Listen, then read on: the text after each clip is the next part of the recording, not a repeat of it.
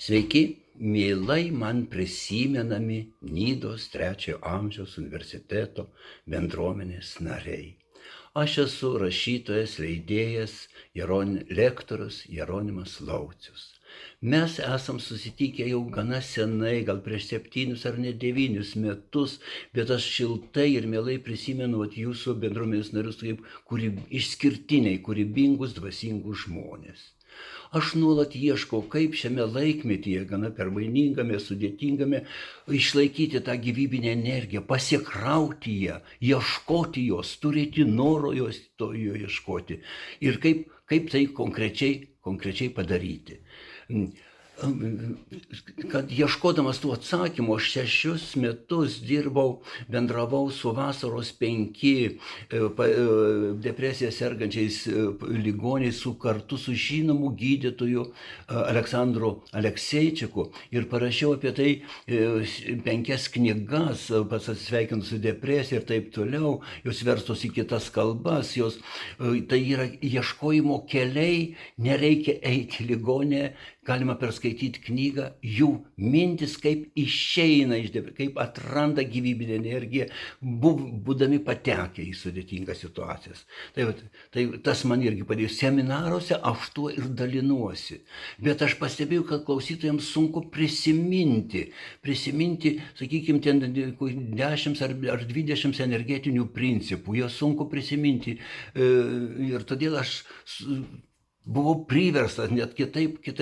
Aš atvažiuoju į miestą po kelių metų, nėra energijos, nepasikeitę žmonės, nėra linksmi, kaip aš norėjau. Ne? Todėl išleidau knygą, kad žmogus po seminaro, ją turėdamas, neužmirštų, ką kalbėjau, o kaip tik atgaivintų ir galėtų ramiai mąstyti, tobulinti tuos principus, taikyti konkrečiam gyvenimą. Ir knyga ta vadinasi Avicienos vilkų medžioklė. Šitą pavadinimas kilo iš Avicenos eksperimentų. Jis prieš 1000 metų padarė tokį eksperimentą, kuris labai vaizdžiai parodo, kaip mes turėtume eiti kokiu keliu. Reiškia, jis paėmė 2 ėriukus, vieną ėriuką vienam kambarį apgyvendino, kitą kitame kambaryje, bet kampe to kambario už didelės tvoros, stiprios tvoros iki pat lubų apgyvendino vilką.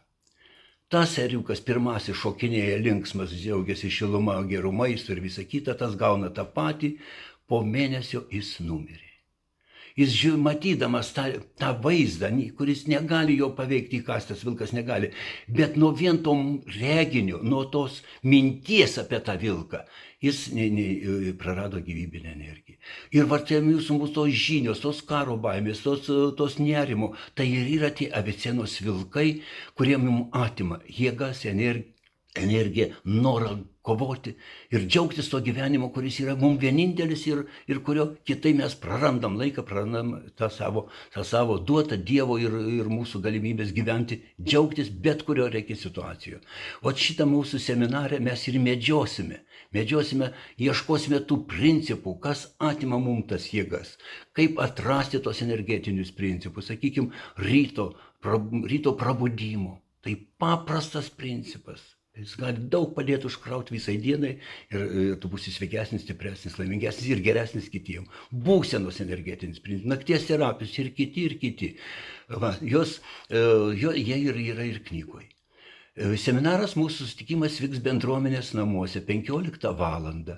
Aš būsiu anksčiau jau būsiu prieš 2 valandas Nidoje. Man galite paskambinti, kas norite, jau nuo 1 valandos aš būsiu Nidoje. Mano telefonas 06 87 75 147, galim susitikti ir pakeliai pabendrauti ir bent valandėlę ateikite anksčiau. Gal turit klausimų, gal turit kokių minčių, gal savo kažkokį klausimą. Galite ateiti su rankraščiais, nes aš esu ir leidėjas, ir esu išleidęs ne vieną, ir iš seminarų gimusią knygą.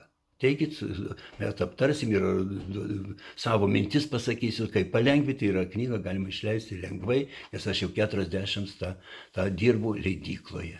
Tai ateikite su nuotaika, su tušinukais, su tušinukais taip pat būtų gerai užsirašytas, kad paskui tas žodžiais greitai eina aš prie kitos temos, o jūs parsinešat ir apmąstot, ten gali būti lemtingas, jums kiekviena mintis gali pakeisti gyvenimą. Drąsiai klauskite seminaro metu, ar ne? Iki mielo susitikimo. Aš noriu linkėdamas, kad Kalėdą sutiktume atjaunėję, energingi ir su likimo dovanomis.